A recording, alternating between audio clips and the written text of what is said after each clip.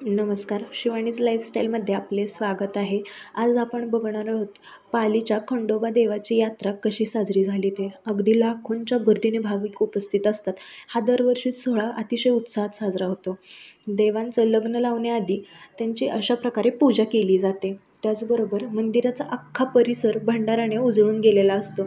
तसेच पाली गावातील खंडोबाच्या मंदिराला विविध रोषणाई केलेली असते लाईटिंगची.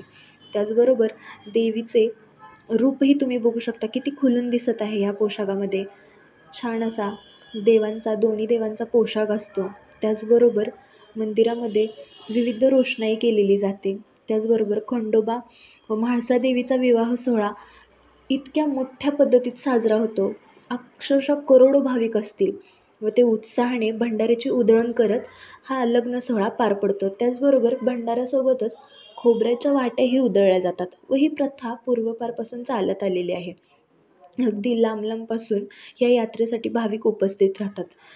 ही यात्रा महाराष्ट्रामधील सर्वात एक मोठ्या यात्रांपैकी एक मानली जाते.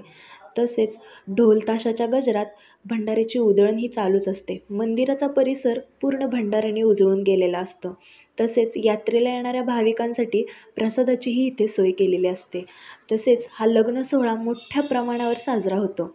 लग्नाला अनेक वऱ्हाडी उपस्थित असतात असे म्हणायला हरकत नाही. तसेच हा देवाचा रथ हा पूर्ण गावकरी ट्रॅक्टरसहितच ओढत असतात. ट्रॅक्टर चालू असतो, पण भाविकांची ही पहिल्यापासूनची श्रद्धा आहे, तोही हा रथ ओढतात. अतिशय भंडाऱ्याच्या ह्या लखलखाटात हा सोहळा संपन्न होतो. खंडोबाच्या नावानं चांग भलं अशा हा जयघोषात सोहळा छान पद्धतीने साजरा होतो. पालीचा हा सोहळा तुम्हाला कसा वाटला नक्कीच सांगा. आपल्या पाली खंडोबाची यात्रा कशी झाली हे नक्कीच सांगा व व्हिडिओच्या कमेंट बॉक्समध्ये सांगा तुम्हाला व्हिडिओ कसा वाटला. पुन्हा एकदा खंडोबाच्या नावानं चांग भलं. धन्यवाद.